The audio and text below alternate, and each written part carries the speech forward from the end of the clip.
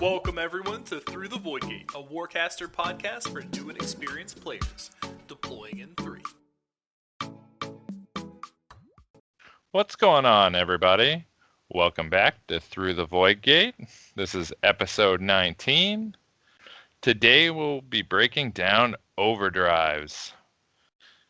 Before we get into our main topic, I am going to toss it to Justin for community. Howdy. We have some tournaments coming up in Warcaster finally, some big deal tournaments. One I'm super excited about is the Boker Brawl. One interesting thing about the Boker Brawl this year is it's only going to be skirmish events. So there's separate skirmish events on the Friday, Saturday, and Sunday of the event. I'm super excited. I'm already signed up. I think the Friday event is down to 6 slots available out of 16. The Saturday still has 9 slots available. It's in New Jersey. It's a good time. It's nothing grand or amazing. It's like a VFW hall, but the guy that runs it, Seth Cohen, is a great guy. It's a good time. It's the last con I went to before the world fell apart, and I am so excited. It's going to be the first con I go to coming back. But if you can't make it to Boker Brawl, you can try and make it to Warfare Weekend, which is like 2 weeks later. It's a 32-man pendulum-style tournament. Isaiah from the Minority Report, I believe, is the one that's overseeing that one. It's on November 5th through 7th, and it's in St. Louis. So that one's going to actually have the Warcaster Championships. And to my understanding, I think they have a tournament going on Friday that is just going to be like a regular, just fun, have a good time tournament. But then the Warcaster Championships are going to be on that Saturday. They have 32-man slots available. And it'll be 2 skirmish games and a modified skirmish on the Saturday. And then they're going to have a modified skirmish and the full-size game or primary game on the Sunday. And they'll crown a Warcaster champion. So I'm excited for that. I'm unfortunately not going to be able to make it because I live in Florida, and being able to go all the way to New Jersey the one weekend, come back, and then go up to St. Louis the next weekend or 2 weeks later is a bit much for me. So I'm sad I can't go, but I'm really excited to see what comes out on top there. The Canadian border isn't even open, so unless that changes, I wouldn't be able to go even if I freaking wanted to. So that's a big sad for me. Though, with having a newborn, I highly doubt I get to go anyway. But if I had to pick an event, that would totally be the one I'm going to. Hey, I love the Boker Brawl. If I wasn't already going to that, I would 100% be going to Warfare Weekend. Oh, yeah. No, you got like a connection with Boker, but I gotta say, like, the first Warcaster Championships feels like a big deal. Just a little. It is. Yeah. I'm gonna try to make it, but I don't know what my life looks like in November, so I can't commit to anything just yet. I think they've already got 2 people signed up for that tournament too. That's awesome. I hope it like fills out with like a waiting list. That'd be good. That would be awesome. Looking through the event, like I think registration opened like today or yesterday, and not a lot of things are actually like filling up super fast. Like I think in the past, like the Warfare Weekend War Machine Last Chance qualifier fills up really quick, and they've only got 16 out of 100 people for that one already, which kind of surprises me a little bit. I think there's just a lot of people that are like a little leery of just going ahead and, after they've been in isolation for a year, just kind of like going out and going crazy and acting like nothing happened. That's my guess, but we'll see. I'm excited for both of these tournaments, and then we also have another tournament happening in January. So that's end of October, beginning of November, and then January. So 2 months later, we have the Las Vegas Open, they definitely have Warcaster tables that are happening. To my knowledge, it's going to be just regular pendulum tournament style, very similar to Warfare Weekend.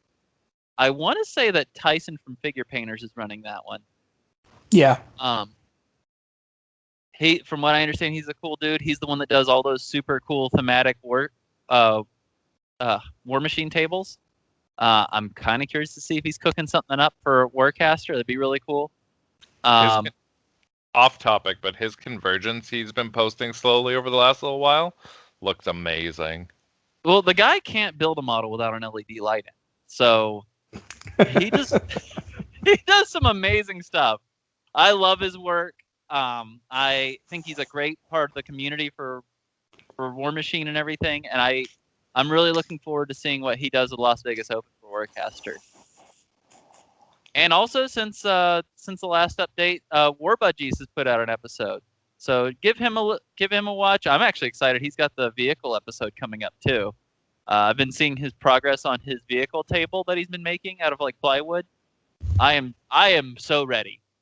I never thought I would be ready for like excited about the vehicle race thing, but War Budgies is doing it for me. So keep on keeping on, War Budgies. Thank you very much for what you do for the community, man. And then Sneaky's going to go through some of the news for us.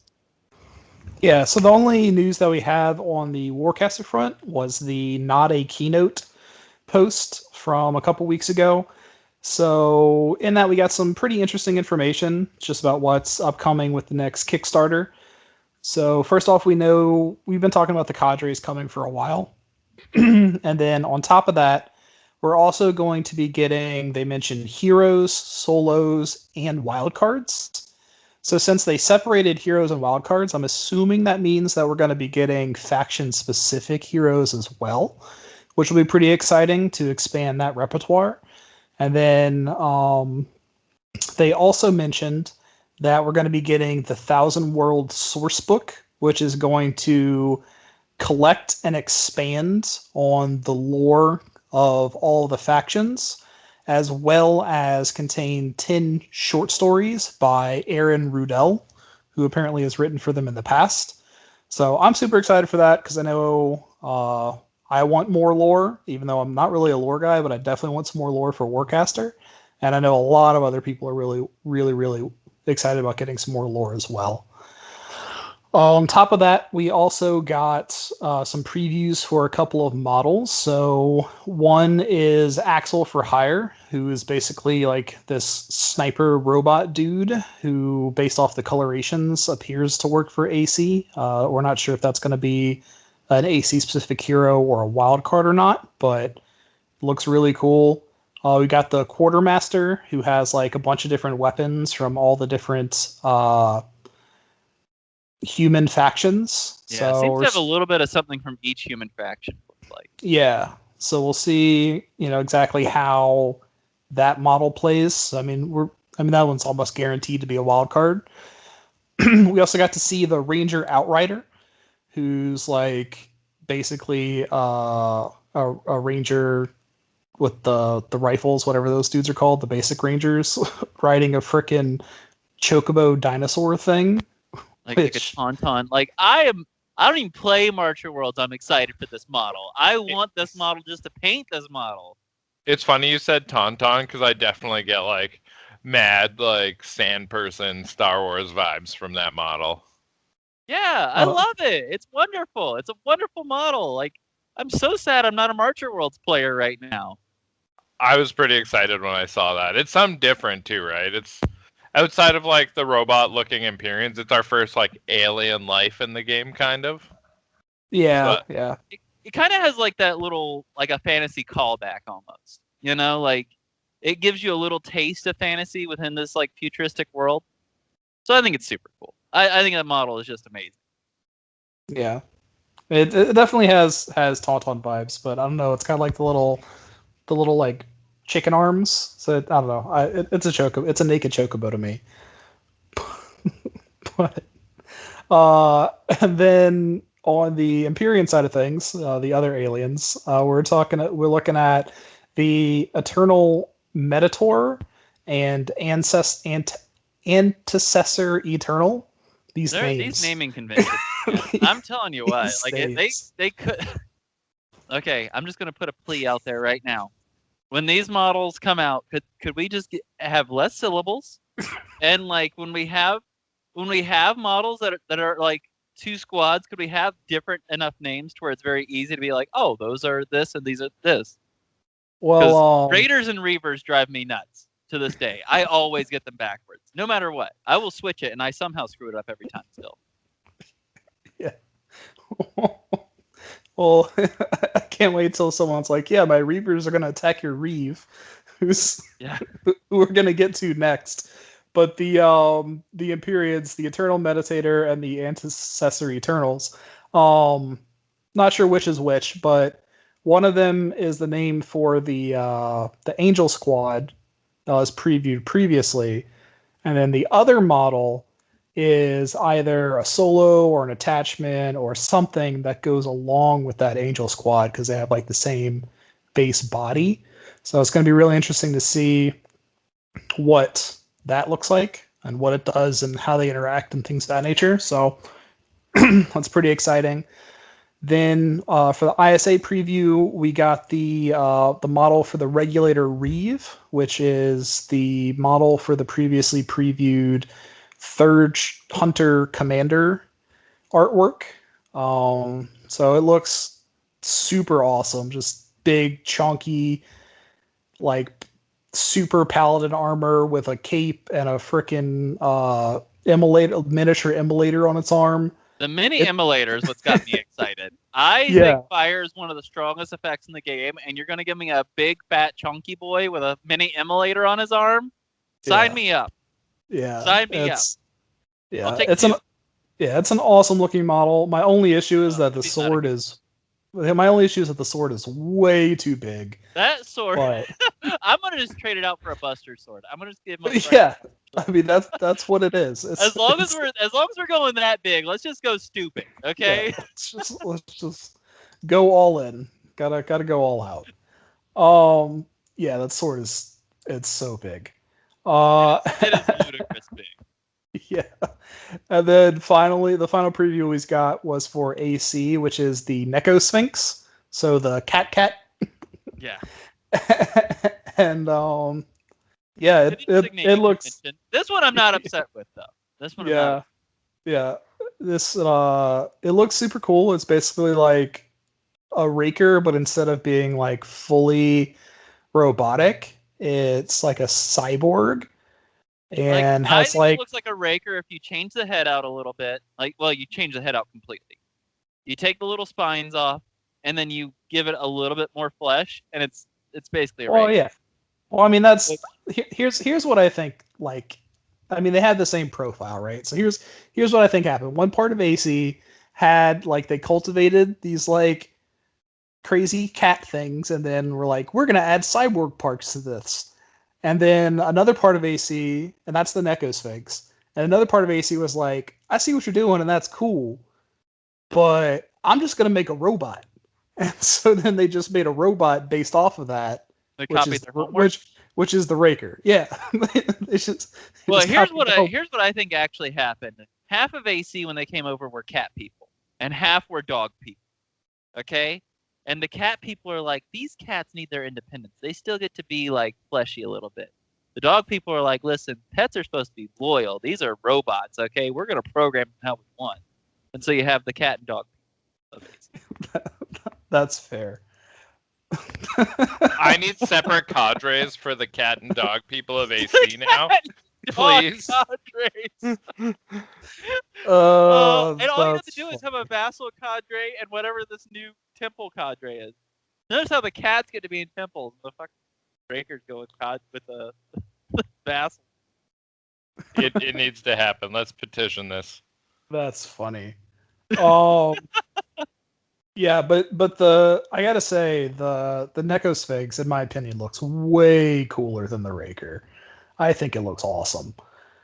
I would argue to me they look the same. So You've argued this enough. We're aware how you feel about it, Justin.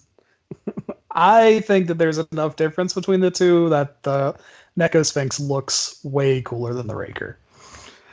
It's got like this like an alien head, like from the movies, and then it's got the whole like flesh plus robotic stuff, and it's got like the chords from the Scourge and Nemesis Warjacks, and like all of it together, just like it just looks really cool.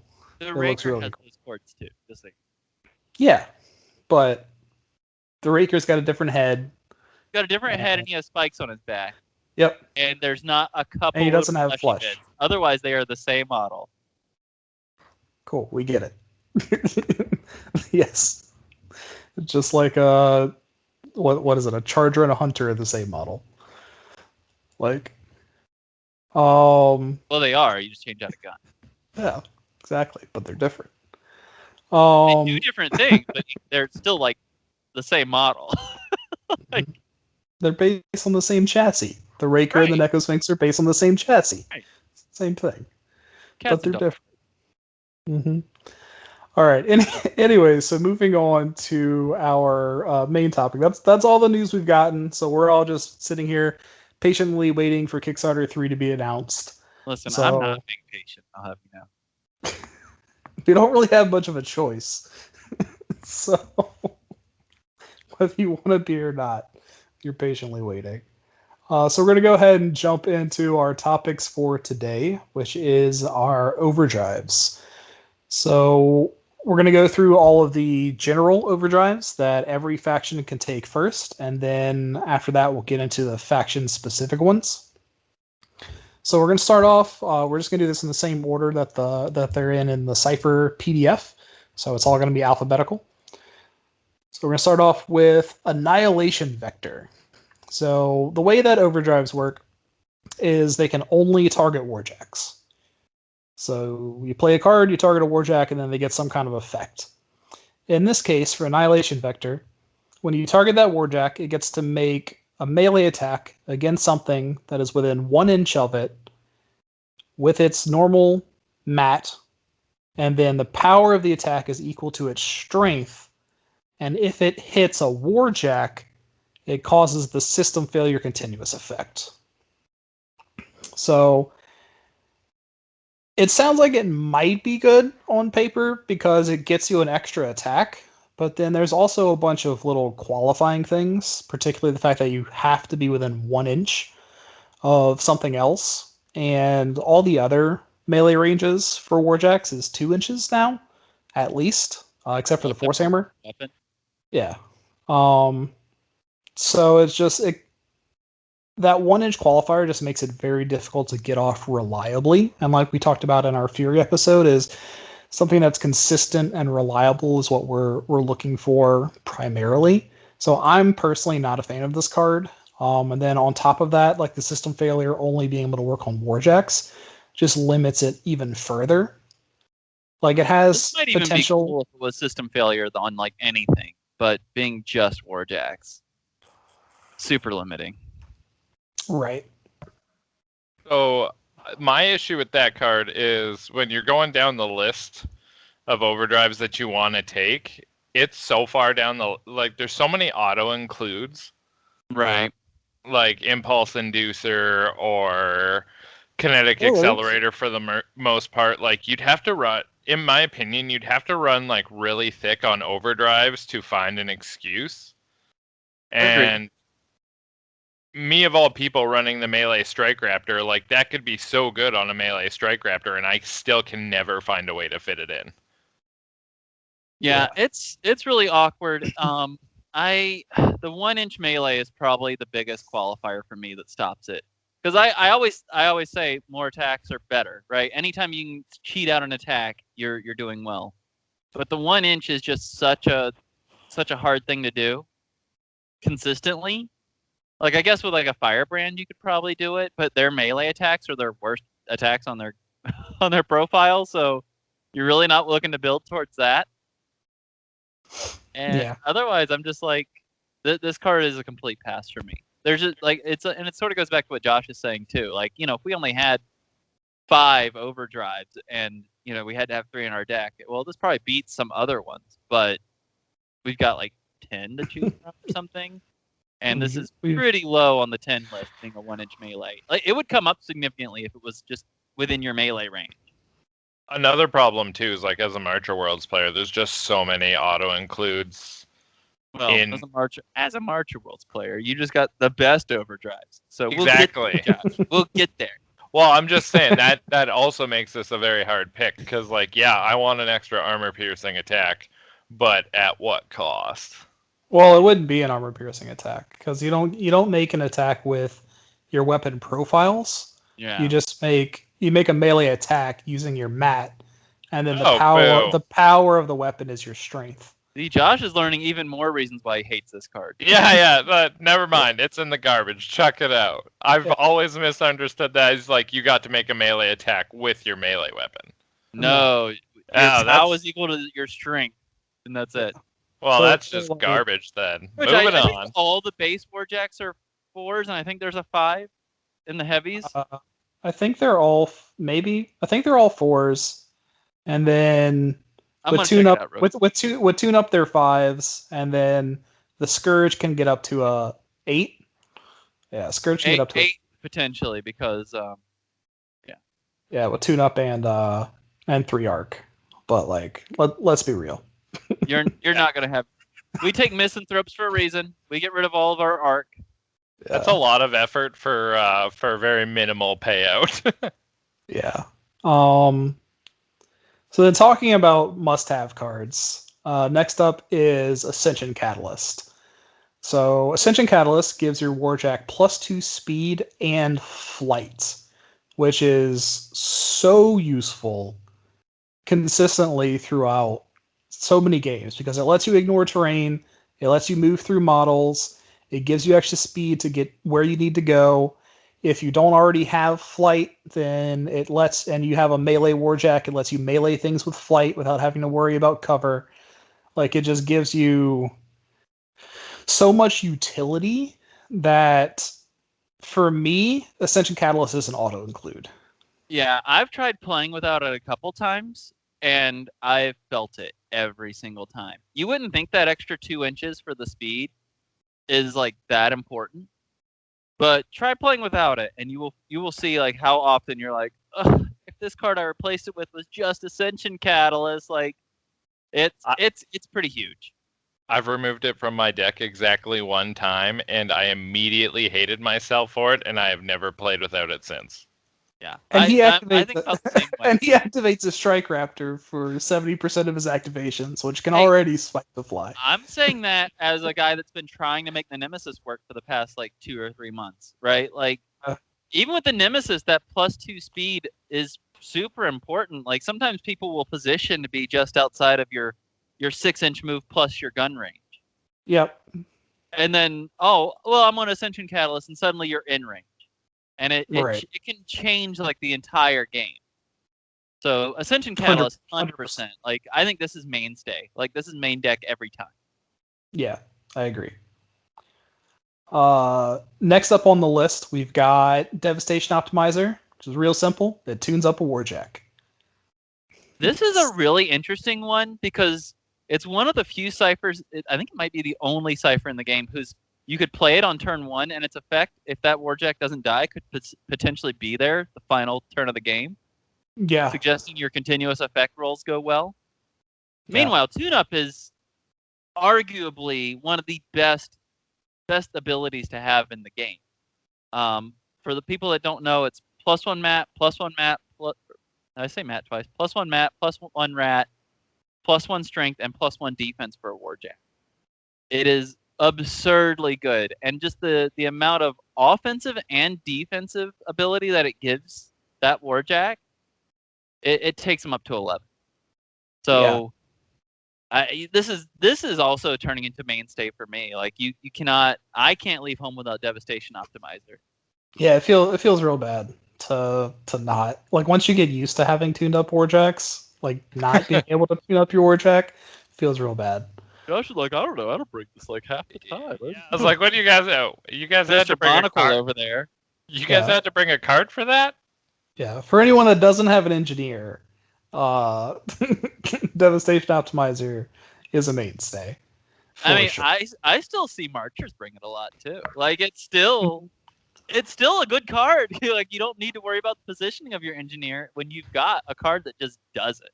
You're right, but and it lets the engineer do other stuff like repairs or shoot things, and you know what?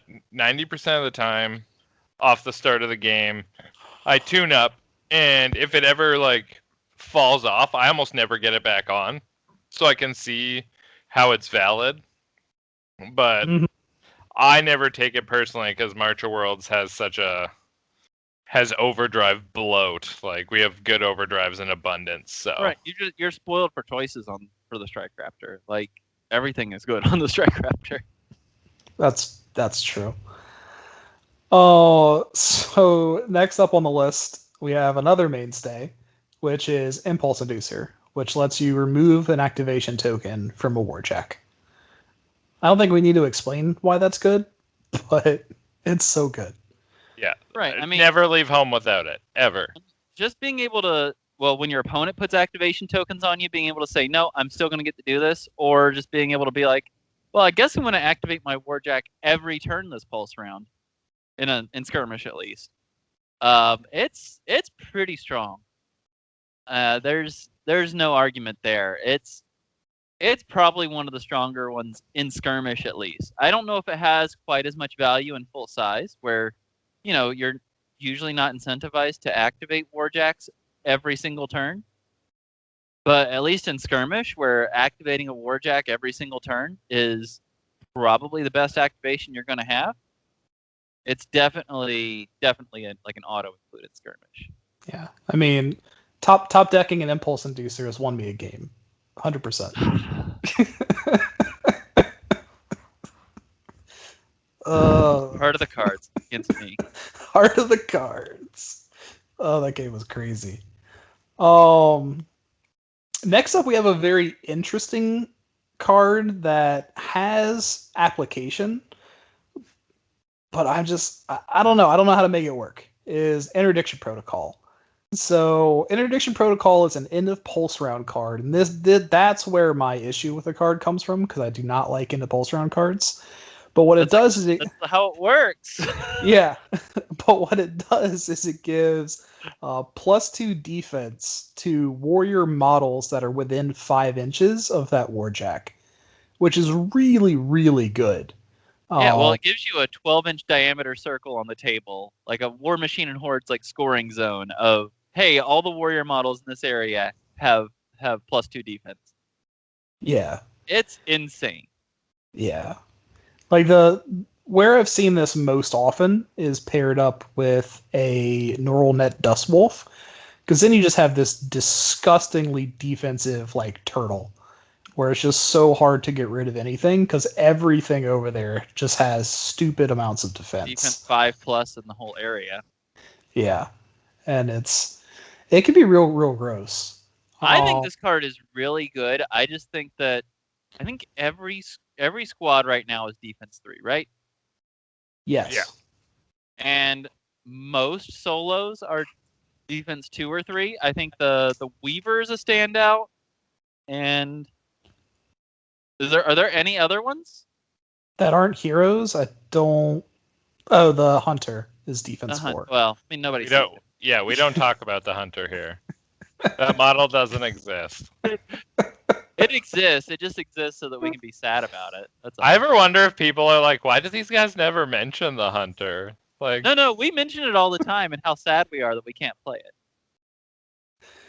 But so like it is. It's not pushing defense numbers besides on heroes to those absurd numbers. Like 5 defense is good, but it's not gonna like keep you alive all the time. Although ISA squads can get up to defense 7. Yeah. Because they have Tachytelic they could put down. That gives them +2 defense, and that would stack with this +2 defense. Yeah. So ISA could get a defense 7 squad.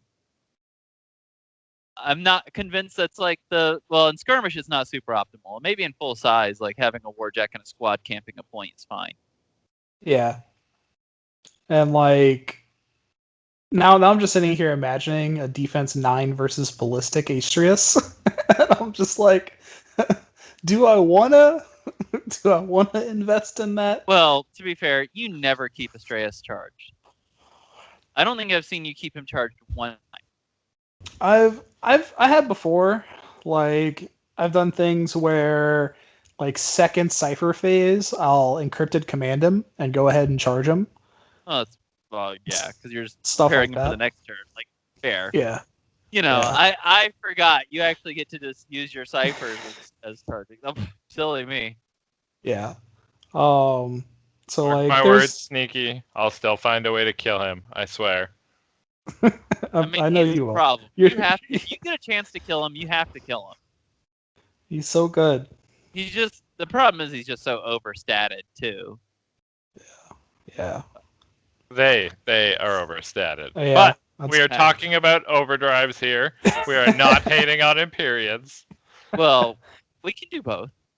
Yeah. Anyways, so there are moving some on. really cool combos you can do with this card, and I haven't played around with it as much as I could, partially because I'd be lying if I said I mostly play AC, because these days I'm playing a lot of ISA. And usually when I play games just casually, I've been rolling a die and figuring out what faction I play. But I know in AC it doesn't feel as worth.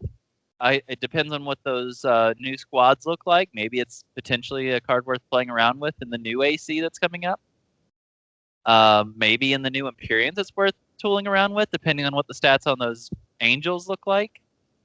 There's a lot of potential for this card in the future, I think. I mean, there's also a bunch of solos coming out, so if any of those are defense 4, I think defense 6 is kind of like this weird break point where you really need to be going at that thing with like high intensity or a warjack if you want to hit it. Yeah. Especially if they're in cover. Like defense 6 with cover is like most squads only get to roll 3 white dice and a red die, and you're going to be rolling twice of both dice. Like, come on, you're not hitting anything. Yeah. So it's, I definitely think defense 5 and 6 are pretty insane. Especially when dealing with like squad shooting or whatever shooting. Like, you got to come at those things with like real power weapons or high rats, high mats, and high intensity or something, or you just don't have a chance. So yeah, coming at it with 3 and 1 like on most squads is you're not in a good spot. You're not in a good spot at all. Yeah. So I mean, that card has so much potential. The problem is it's just so hard to find room for it too in your deck, right? Yeah. Like in Skirmish, it's also so warjack based right now that you're not getting optimal value out of it. Most of what I play is Skirmish. Mm-hmm. You know what I think I might start doing is right now, I have a different card for my sideboard card in a lot of my decks. This might turn into my sideboard card because I think it gets a lot more value on full size where those squads are much more precious. Yeah, that's fair. We'll see. This might be changing me a little bit. What are you thinking about that one? Yeah. And like it's extra gross on like if you have access to a lot of fire. So like Larger Worlds or Empyreans, like you can get extra out of it just because adding defense to all your stuff and also reducing things mat and rat is just, it's so gross. Like a three dice swing, that's huge. Well, yeah, I mean, just imagine like trying to shoot at that Tacky Telic and Interdiction Protocol squad with while you're on fire, and even if you're Astraeus and you're on fire, right? Like, yeah, that squad is defense 7. You're down to rat 4. Yeah. And if they've got cover, just forget about it. So if they're charged, forget about it. You're not go home, Astraeus, and he's like one of the most overstated models in the game. Yeah. He probably just walks up and kills your warjack and laughs at Empyrean. But that's fair. It's a card that's really cool, and I hope it sees its day in the sun when Kickstarter 3 comes out. Yeah, for sure. Next up, we've got a mainstay in a lot of decks, not every deck, but Kinetic Accelerator is so good. So what Kinetic Accelerator does is whenever your Warjack makes a melee attack roll, or makes a melee attack, it makes a melee attack roll against every enemy model within its melee range. Yep. And it's simultaneous and it doesn't target. So you target one model that you're making a melee attack against, but you get to roll against everything. No, you don't target anything. You don't target even the main guy? Nope. You don't target anything. So that's really great because that allows you to get around things like Corvus and Guardian and Guardian is Corvus. What's the one that the Morning Star and the Defenders have? Just the Defender's Cortex. Well, the Defender Cortex gives you Oh, I see what you're going whatever the now. spike is called. But yeah, just a second. So- I have it. Intercept Driver. yeah, Interceptor Driver, whatever it's called. Yeah, Intercept Driver. So let you get past around Reflex those. Cortex. Yeah, Reflex Cortex. Anything that requires targeting, it says nay, which is really awesome. It also lets you get around the Kamikaze AC squad card because it's only one attack. So if you kill multiple models with that one attack, you only take 1 damage. So it, and on top of that, it just lets you make a whole bunch of more attacks. So it has so much value if you have good melee options for your war checks. So it's a main. I think the Dusk Wolf is probably the sickest one with this, right? Yeah. The Fighter Dust Wolf is disgusting. I've gotten over 20 attacks off with a Fighter Dust Wolf using this card.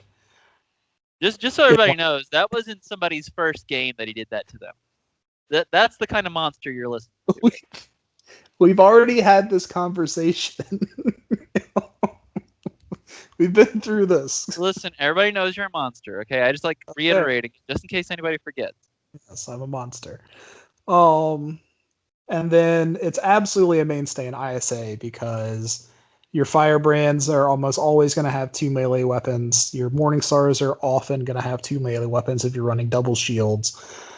And then it's also useful in AC because double melee scourges are a thing, and then with even melee nemesises are starting to come into play now. Listen, I'm gonna hype the high intensity nemesis forever because I love it. I want to love it, and you know what? It's done well in testing for me. It's just melee strike raptors exist, and that's true. His melee range is a lot further than mine, so I can't even. Melee strike raptor is base 11. Terrifying. Meanwhile, even if I just use my 2 battle cruiser shots and move 6, I'm at 10. But let's be honest. If you're running, stingers instead, is it really gonna make that much of a difference? No, but it makes it where I'm not trying to edge in to try and get a turn of melee into him, right? Like I can stay on the outside. Yeah, you can try. I can stay far away. You can try to stay far away. Well, listen, I can start off at 10 inches and then be back at 12 inches, so he at least has to play a card to hit me. Strike Raptor says burr. Yeah, Strike Raptor does. I can at least make him have to play a card. Yep. Can't do that if you're trying to edge in on melee with him. But yeah, just the amount of extra attacks that you can get off with Kinetic Accelerator just makes it so valuable. Right. Being able to just clear a whole squad plus a couple of solos with your melee attacks and then being able to shoot other things, like it's so much. If your opponent thinks that you've got Kinetic Accelerator, they will really be squirming if there's a warjack that can activate near their gate. Right? Like, oh yeah. I don't want to put all this out there, but I really need it. There's a lot to consider. You put those warjacks that you really want to just have destroy the world right next to a gate, and you will make some decision points for your opponent. Yep. Especially if it's like, a firebrand with 3-inch range, or a fighter dust wolf where it can go up with its first attack or two, clear some space, and then spike, and then get in and murder a bunch of other stuff. It's so gross. The Dusk Wolf is probably the grossest one. Just because, I understand the Firebrand having the 3-inch melee is pretty big, but say you have them both charged, right, to full. Well, the Dusk Wolf has a standard movement of 8 now. And then he gets to go forward, kill a whole bunch of stuff, and then move another 3. So he has like a 13-inch threat when he's charged.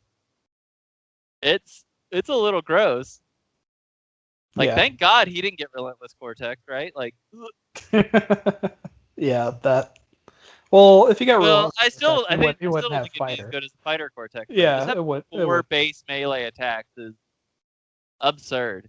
Yeah, 4 base melee attacks that either armor pierce or have cleave, and your cleaves get get the kinetic accelerators, so they hit everything too. Yeah, it's just like what the heck. It's so gross. It is gross. Yeah, I don't run this in Empyreans because there's not good melee builds for Empyrean Warjacks. Like, you get one melee weapon on demons, and you can run a melee build on the Sentinel, but every time I've done it, I've been very sad. So, Well, when your I other stopped. weapons are what they are, of course you're going to be sad. Yeah, pretty much. I mean, the melee weapons on the Sentinel are really good too, but yeah, But range 12, POW 5 fire spray, yeah. AC, this has been a card I probably should include more, but it's a very weird card for AC because like I've been running mostly an all-range Nemesis, so it doesn't get played on him. And then the Scourge comes with that Wrecking Claw, and the Wrecking Claw would be great for this. But then, like, if you take the Force Rod, you basically invest like all the rest of your build into that Force Rod. Basically, you get either one really good weapon up top or two crap ones. And like, normally I was going with like Rocket Pod, Hollow Phage, and then the Claw. It just didn't seem worth it for one attack. Like one attack that can spread around. I've been toying around with the Force Rod more often recently, so I am going to start toying around with this a little bit more. But the Force Rod also has its own issues, because if you don't position really well, you can actually knock people out of the range for your claw. But you wanna wait and see what the Force Rod does, because like if it gets them pretty close to death, you don't want to be spiking with your claw, right? But if you don't think you're going to kill them, you want to spike with your claw so they get the activation token. There's this weird like thought web that goes on with AC using this card with a Force Rod. So it's awkward. I really wish it was less awkward, but it's awkward.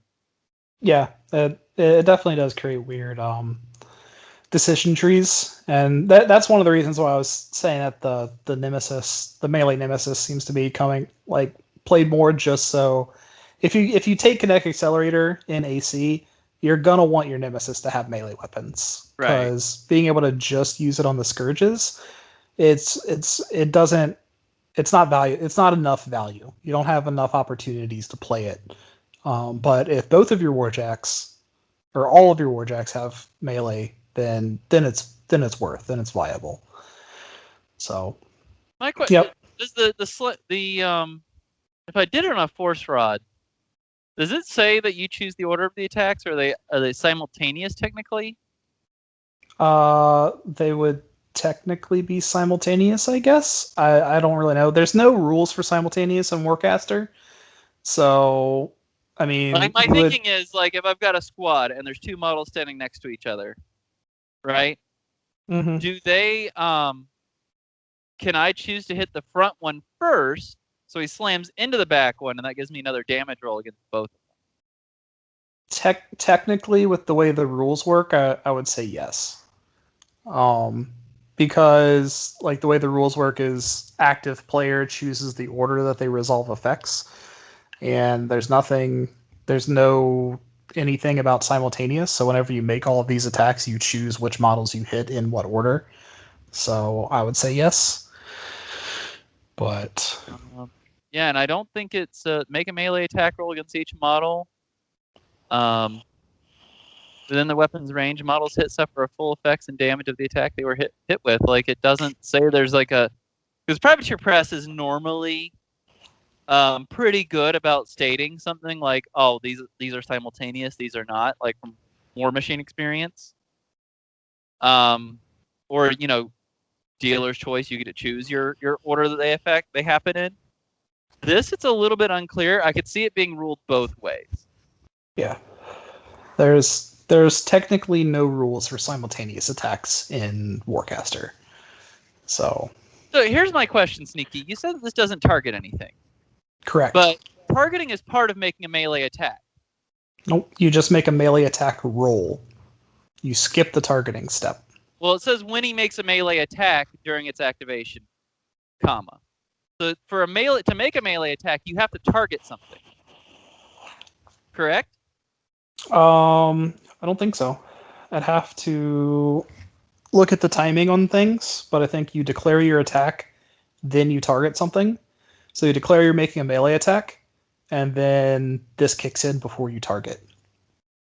Because you're not it never says you don't have to target anything because you immediately make an attack roll against everything. When a model makes a melee or range attack, begin by declaring the weapon a model is attacking with. Next, declare its target.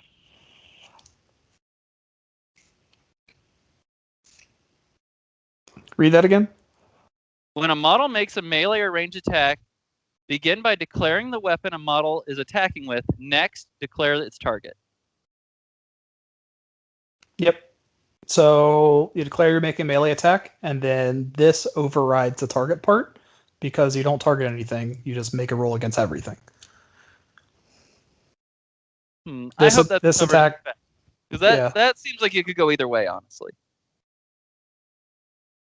Because it's like because I felt like you had to target one thing because you don't get to make a melee attack without a target, right? And this just says when you make a melee attack. So I can see it being interpreted both ways, but I think this one actually kind of needs to get back because it could go either way, right? You could just say I'm using this weapon and then this kicks in at that point, or it could be at the point where you're going to roll dice where you've chosen the weapon, you've chosen the target, and then it splits up. Potentially. Yeah, so I can see it. See it being argued both ways.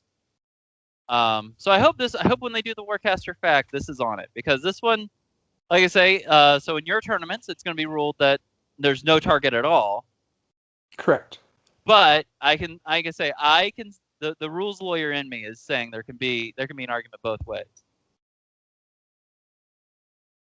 Yeah, I can definitely see it being go both ways. It needs clarification just to streamline. Because targeting is part of making any attack at the game, right? You have to have something to target for that. So, like, to me, attacking almost includes targeting. But it doesn't. They don't explicitly say that attacking has to include targeting. So, it's a weird thing. It's just like it's something that I hope is clarified eventually. Yeah. And then also there could be a thing where you could say, cool, I'm making this melee attack roll. I choose no target. And then you still get to make a melee attack roll against everything else because of how Kinetic Accelerator is worded. So, yeah. Like that's another interpretation. So, like I say, I'm probably the big person looking forward to this fact the most, and I don't even think this is going to be on it because I don't think this is really on their radar. Really wasn't even on my radar until about 2 seconds ago. Yeah. Because I had always assumed there was a first target, and then it splits off. Thank you for joining us for this week's episode of Rules Corner. Yep. For being such a simple game, there is a lot of rules minutia hidden. It's like it's hidden in the game. Sneaky like a buffalo. All right, so moving on. Next up, we have Momentum Calibrator, which is a card that I have wanted to like and have tried and just been disappointed by. So the way Momentum Calibrator works is when the Warjack makes a melee attack, it basically gains repulsor. So anything with an equal or smaller base in it will then be slammed if you hit it.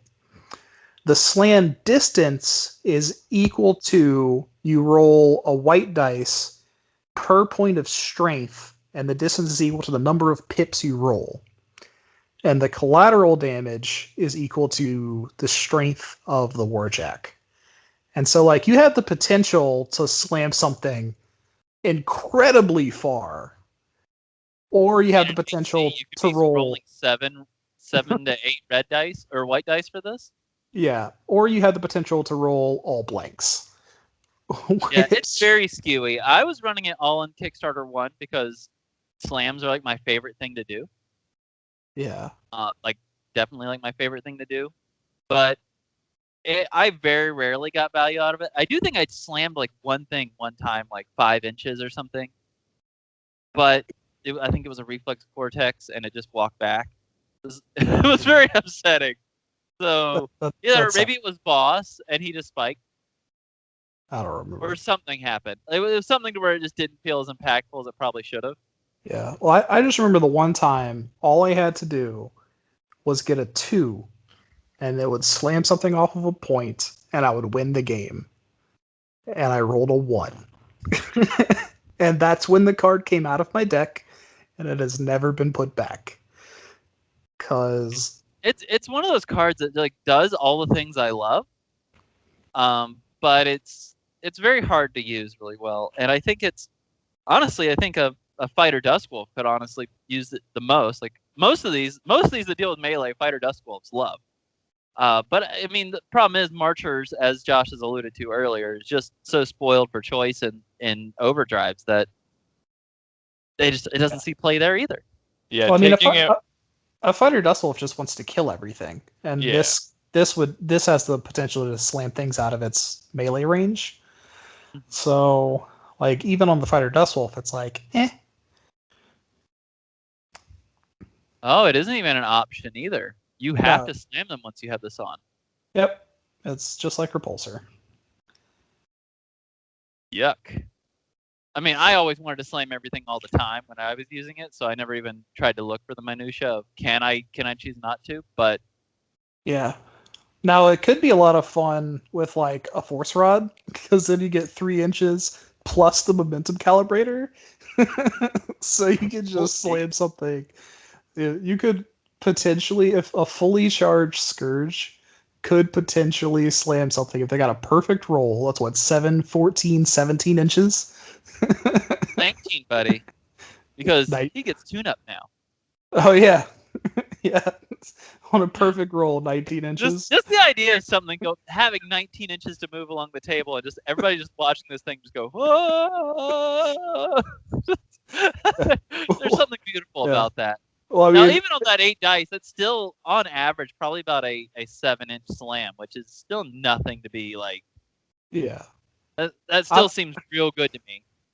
I'm just imagining a Scourge with a Force Rod like going up to a Strike Raptor that's on top of a building, so there's nothing that it's going to slam into, and then just hitting it off the table. From the other side of the table, pretty much. From the center of the table to off the board. Okay, you're selling me on the card. I might have to put it back in my deck to make it crazy. If we did another Pendulum League today, I'd be making the melee Scourge AC. Hey, hopefully Rodco gets the narrative league up and running soon. That'll make for some narrative right there. Yeah. Could you, like, Josh? I'm just imagining Josh's face if someone did that to his Strike Raptor. Do you mean my face or the sound my laptop would make as I viciously slam it closed and leave? Oh, that would be wonderful. See, I don't have to worry about that. Well, most of your buildings... Sentinels are stupid. Sentinels are stupid. While they're charged, they can't be placed or slammed. Yeah. Like, great. They can only be pulled. They can be pulled. Yes, they can be pulled. But, yeah. Now, here... Oh, no. They might not even be able to be pulled. Another rules lawyer corner.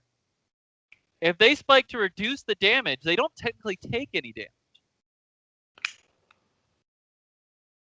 True. Do they still get pulled? I don't know. We don't have a ruling on how that works. Like, if it works the way War Machine does, then yes. If it doesn't, then no. So... Why is this the one? Why is this the episode where all these questions are coming out? Yeah, that one I'm not sure about. That one's sketchy. Yep. Okay. So yeah, anyways, this card has some, as we've discuss some really interesting and potential applications, but overall, it's just not reliable enough from what we found. Answered my And own question. Looking at the Sentinel rules for force barrier, it says when this model is damaged. So it is still damaged. it just doesn't take a wound. Yeah. It just reduces the damage. Yeah, because there's two different things. There's damage and there's wounds. So you take damage and then the damage transfers into wounds. And it ignores the wounds. It just says reduce Right? the damage. Reduce the damage? Oh. Well. But you still reach some kind of state that says you were damaged. Oh yeah, because it says reduce the damage, not ignore or negate or anything like that. Okay. Cool. So next up. At least this one has a clear answer. I feel less douchebaggy. Yeah. But putting like weird questions out on the internet, you know? Okay. All right. So next up we have Trauma Detonator. So this is the exact same card as Annihilation Vector, which you already talked about, but instead of doing system failure, it puts an activation token on the model. So it's automatically way better because activation tokens are super valuable, and it puts it on anything, not just Warjacks. So it's better than Annihilation Vector, but still has all the same issues with the 1-inch range and already having to be, where you want to be attacking the thing you want to attack, and all the other issues that Annihilation Vector has. So better, but still not good enough, in my opinion. It's a 1-inch melee, right? Like if it was Yeah. If it was a 2-inch melee, it would even be worth it, I think. It'll very be worth considering at 2 inches.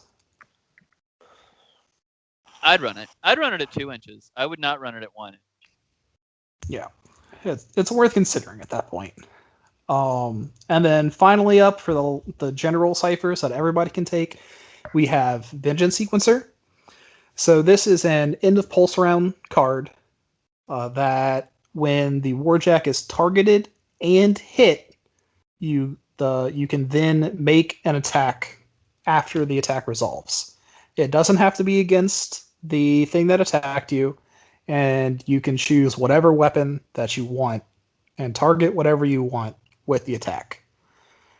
So Wait a minute. The one time we were playing a game and I used Kinetic Accelerator on my Morningstar, and you kept Vengeance Sequencering me back. And you're saying you knew the whole time you don't target? no. Bullshit! No. Bullshit! I thought about that whenever I was writing what? up this thing. This guy, this is also the guy. One time we're playing a game, right? And this is when I was using the Displacer on my Nemesis back in Kickstarter 1. And he's got a Firebrand with Reflex Cortex. And he's like, well, it looks like you can't get me off the point because you're only going to move me 3 inches. Then we get into Kickstarter 2, and the very first thing he does, like first turn, first move, takes Nyx and uses the Fulcrum to move him. And he's like, I get to move 6 inches. I'm like, what? We've been playing just repositioning as like whatever the move was the entire time. And he just throws this shit out there out of nowhere. This guy, you got to watch him. Like, you're just making me sound like some kind of fucking asshole. Well, these rules interpretations have been a little sketch, okay? Because if that Firebrand could move 5 inches in whatever direction I wanted it to, I could have made sure he didn't get on the point. Probably. I lost that game over that Firebrand. Do you remember that game? No, I don't. I do remember this game. Don't. Justin remembers. Justin remembers vividly, and he is coming for you. Very vividly, all the time. This guy. Sorry. I'm calm. I'm good now. Are you?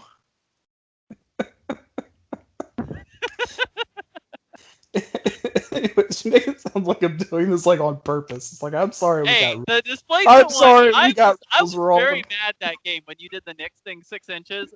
And I'm like, wait a minute. We've been playing this completely different the entire time. I've stopped taking displacers entirely because of the way we've been playing it. And you're telling me it's different? I was mad about that one. I was very mad. By the way, this was, for the record, this was before the Fulcrum had the caveat that it didn't work on extra large bases. And that is because the instant this happened, we went to Facebook and said, "Hey, this is a problem." Right. And it got changed. Like, we played reposition completely different for a very long time until you're like, oh yeah, we do it this way. Boom. Like, you son of a bitch.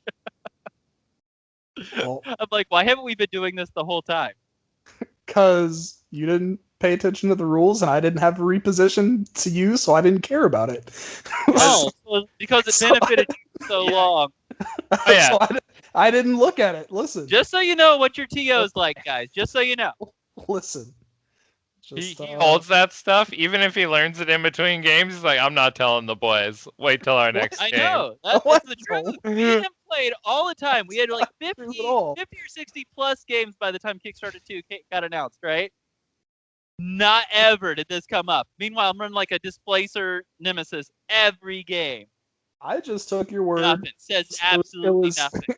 It was your Displacer. I took your word that you knew how it worked.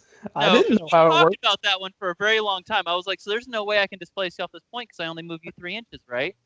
He's like, nope, because it's not me. Guys be like, actually, you move me 5 inches, because X, Y, and Z. No. Oh yeah, I guess you can't because I have reflex and I'm going to move back 3 inches because that's all you can move me.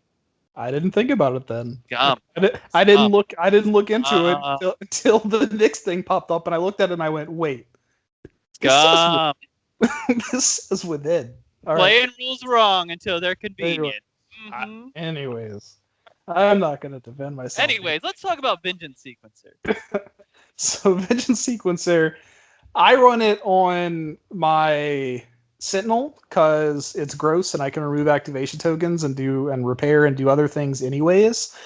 But I think on a lot of Warjacks, it's a trap.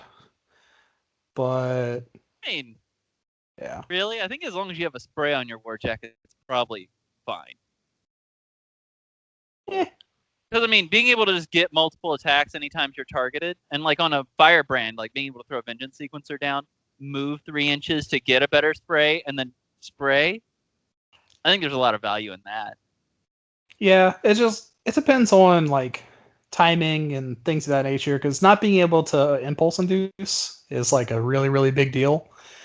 Yeah. Or be able to use like other things like Ascension Catalyst and Cortical Rampager, which we'll get into later. And well, I mean, I'm going to tell you what, I think this card lost me my last League game because I'm pretty sure I took out Impulse Inducer for this card. And I had a Firebrand sitting on a point at the end that Sneaky was blocking with a Factotum, and he cryo-locked it from across the board while it had cover and all this stuff. And I had Vengeance Sequencer, so I got one attack, but I didn't get to activate him. Justin. Hurt. I'm not gonna lie. You taking Impulse Inducer out of your deck hurts me. He didn't. He had Impulse Inducer. But he could. There must have been another game where I took it out for this, and I was like, never again. Yeah. Because there was I have taken it out for this in games, and it's just the biggest problem I have with this card is that it what do you take out for it, right? If you think about the cards that are mainstays, you have Impulse Inducer, you have Ascension Catalyst, you have Devastation Optimizer, and I mean, Kinetic's probably a fourth card you want. Martial Worlds have Cortical, which we'll get to. Like, there's just all these good cards. Meanwhile, you're going to put this card on there that limits you from playing those good cards on your Warjack. That's been the biggest break point for me on this card, is that if there was room for a fifth card in my deck, it'd be I run 5 Overdrives, but I'm also not running Kinetic Accelerator because it doesn't fit into my list. Well, yeah, I mean, you have phase projectile cannons. Who needs Kinetic, right? I mean, I think it's more the Nova cannons that makes Kinetic not. Well, not Nova Cannon doesn't go where your melee weapons go. Well, I mean, Nova Cannon lets me get multiple attacks off anyways. So, like that's right. But what I'm saying is, like, Kinetic would be in your deck if you had melee weapons, right? If I had 1-cost melee weapons, probably. But right. Like, if there was a reason to put melee weapons on your Jack, even if you had a 1-cost, Like, is that still better than the ignoring line of sight and cover phase projectile most of the time? Like, people, Depends. I can't play Weavers versus Empyreans anymore because they just kill them off the table because they don't need to see them or anything. Hmm. So, I think the phase projectile cannons make people play a certain way, and so you don't need kinetic to just kill all the things you want to kill anyways. Hmm. Generally. But it's a really good card.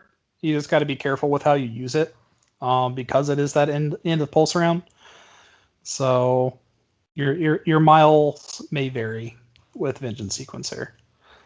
So now we'll get into some faction specific cards. So since we're just going to go ahead and get all the Empyrean hate out of the way, so we'll start off with them. So Empyreans have access to a card called Extinction Mandate. We just got access to this when they came out with the Cypher PDF, and this was one of the last cards previewed. And what it does, it's also an end of pulse round card, and it gives the Warjack Relentless, which is the ability that whenever it kills something with a melee weapon, it gets to move 2 inches. So again, at the moment, not really good melee builds for Empyrean Warjacks, so I don't find this to be particularly valuable. It is cool though because the Sentinel has access to a Relentless Cortex, so if you wanted to like take an Avatar Cortex on your melee Sentinel, you could still get Relentless if you included this in your deck. So it does open up some build options, which is nice. But overall, there's not enough value from the card and the Warjacks together for me to take this in my deck. Right. I mean, generally, you don't have enough melee jacks in Empyreans for it to matter. Right. Even though the one gets strafe, you can get strafe with the Protean Forge, so that also gets some really cool things with Relentless. But it's just an awkward card for Empyreans. It's very awkward because their optimal builds often don't even include melee. Yep. Doesn't include any more than one melee at least. So, and then the next up, which is a mainstay in Empyrean decks, is Kinematic Reassembler. And all it does is it lets you target a Warjack and do a repair roll. So you roll 3 white dice. However many pips show up, that's how much you heal. Boo! And... Yes. This Boo. would not be a very good card if it wasn't sneaky behind the dice half the time. But no, it would always be a good card. The number of times that I wish I had that card for my Strike Raptor is off the charts. I don't know. The number of times I've tried repair rolls and gotten all blanks. It's made even more insane by the fact that a fully charged Sentinel has 7 wounds, essentially, because he can ignore damage. So he has the option to take if he has that card in his hand, to take the damage instead of spiking it off, and then just healing it back and keeping all his arc anyway. So with the Sentinel, that card is very vomit-inducing, and I hate it on a deep level. Yeah, agreed. And then you combine that with the Factotum that can also go up and repair it, and it's just like it's the main reason that the Sentinel is like so hard to deal with is because you just keep repairing it through various sources. 6 white dice of repairs pretty easily. Yeah, you got to keep that thing off the board or hope you can one turn it from like 3 arc, which is very, very tough. Yeah. Well, usually it's sitting on 2 unless it's the first turn of a pulse round. But yeah. It's real good. It's real good. Not using this card almost cost me the our last game, but luckily my Factotums they were on point. Dude, they repaired what? 9 damage worth of stuff on themselves. The game? Yeah, on themselves across the game. Yeah, I got him down to 1 like 3 times, and it was just healed himself full every time. So fair and balanced model those Factotums, you know. Why you gotta do Justin like that? Hey, the Factotum, literally, if I kill a Factotum, I win the game. Yeah, it's so funny because like factotums usually don't play that big of a role in my games, but Justin hates on them so much. Okay, And whoa. I'm Every gonna time jump. he plays against me, they come out to play, man. They are the rock stars of every game I'm in against Imperial. No, I'm gonna jump in and defend Justin here. It's not just him. Okay, those things take so much abuse. Like they just sit on a point, and you're getting your points out of them. So I don't want to. That's I don't why want to hear it. that Yeah, is why they're ridiculous. They are Yeah. 1 point for Warjack stats. yeah, that It's repair ridiculous. themselves. Yeah, because and but my point was like this particular game was just the factotum show, the whole game. That was the finals. That was streamed on Twitch. In case Yeah. anybody wants to see how fucking disgusting factotums are, because I cannot stand that model. Twitch.tv/Essex Wargames. Yeah. So, anyways, repair is real good. It's real good. Especially in Empyreans when you have Sentinels. It's just gross. So next up, we're going to move into ISA, and their faction specific. Justin. Sorry. their faction specific Overdrive is Retribution Intercessor. So this is another end of pulse round card, but it's interesting because once it triggers, it goes away.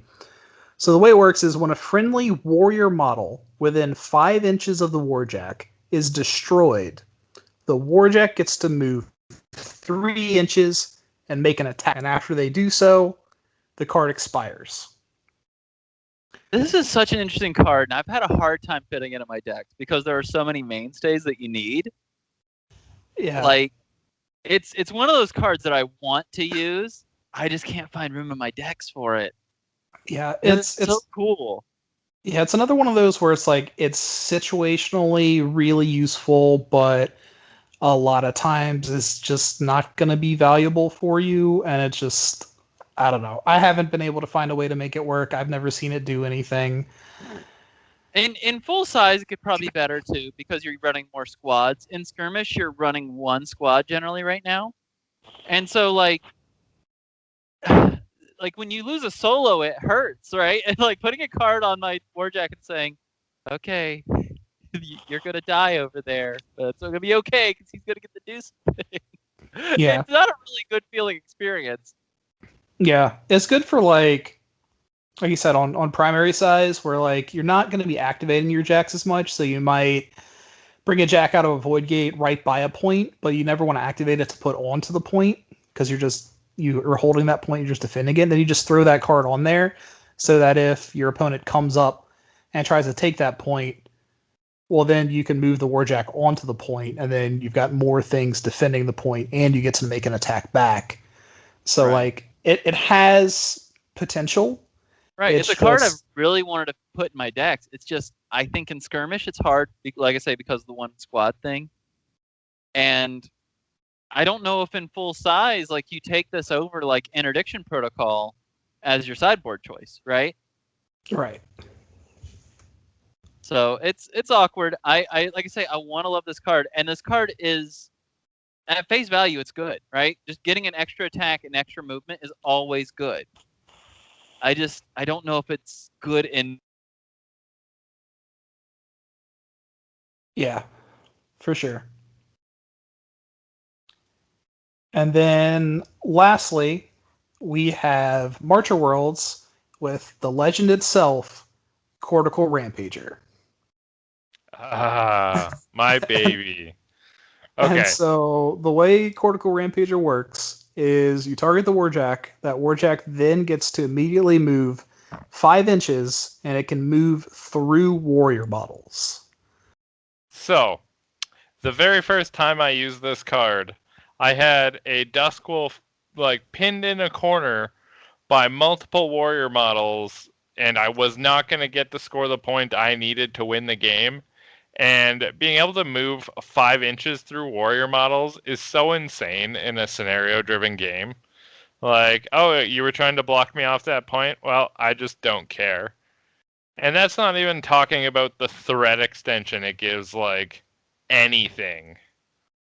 Like, the Strike Raptor goes 5 at the beginning of the turn and then can go another 9, so 14 with, like, a 2-inch reach, so a 16-inch threat range on armor-piercing weapons. Like, okay. Yeah. Well, it's this card and then the harmonic that gives the +2 mat and healing that made melee Marcher Worlds what it is. Because being able to extend your threat by 5 inches is just it's huge on melee models. And Marcher World has some of the strongest melee in the game, and being able to mitigate the downside of it being melee and having limited range it's incredible. Like it's gross. It's gross. On top of the scenario presence, like because you can also use Cortical Rampager in the second Cypher phase. Like you can take your Warjack off of a point, go kill some things, and then Cortical Rampager back onto a point. Or you can summon a Warjack out of a gate, and then without activating it, you can in the next turn put it onto a point. So you can put your Neural Net Dustwolf onto a point while your Strike Raptor activates and goes to town. Like it has so much functionality. It's gross. It is actually my favorite card in the game. Like, by, I want to say, that's a aggressive. large margin. That's aggressive. No, But no, it's not. It has changed the game for me so many times. Like, yes, every other card has its moment. Impulse Inducer lets me chain activate the Strike Raptor and yada yada. But the sheer, like, out of activation move through warrior models, the amount of times I've got to snipe something out first turn, like, that card is ball busting. yeah. Yeah. It just has so many applications. Like it's like we talk about wanting to make sure that our cipher cards are, consistently useful, right? In order for them to make the cut into the decks. This card has so much use. There's almost never a time where you're just like, oh well, I guess I have to play Cortical Rampager to get it out of my hand, and you're just like, well, that I didn't get any value out of that. No, you're always getting value. It's so good.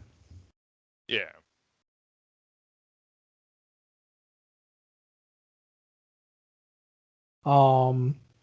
Yeah, but that it looks like that wraps up all of the cipher cards. So hopefully this was valuable to y'all. And yeah, thanks for listening.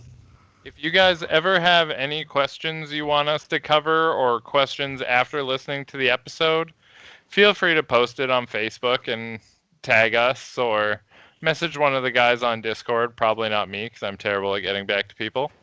Yeah. Or if you're old school, you can always send something to sxwargames@gmail.com. Yeah, we'll do our best to get back to you ASAP with whatever question you got. And if you guys have any suggestions for future episodes or things you'd like to hear covered, again, just follow those methods and get a hold of us and we'll get it done. Any final thoughts, guys? Nope. I think we covered it. My final thought will be I love Cortical Rampager and I love Overdrives. And then just in DC, but I'll go ahead and throw in a Factotums are dumb. Just for him. Yes. Just for him. That is the perfect way to round out this episode. I concur. Factotums are dumb. All right. Thanks, guys, for listening, and we'll talk to you guys next time.